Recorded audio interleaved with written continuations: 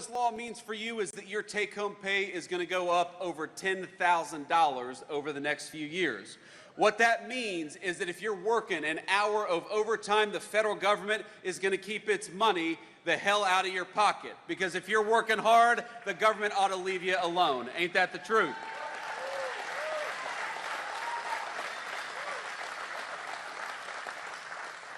Do we have any single moms out there?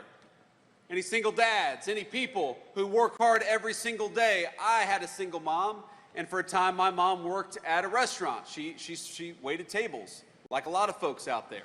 And you know what we did in this new law? We said that if you're working hard and you're making your income via tips, we are not going to tax tips anymore, because we want to give everybody out there that's working hard for those tips a little bit of relief.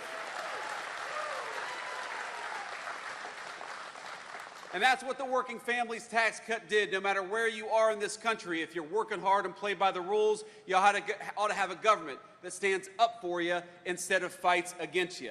That's why we increased the child tax credit in the Working Families Tax Cut. That's why we eliminated taxes on overtime and on tips. And that's why we had the biggest tax cut for families that this country has ever seen, because we believe that you ought to keep more of your hard-earned money, and we believe that if you're busting your rear end every single day, the government ought to make it easier for you and not harder for you, and that's why we fought for that legislation.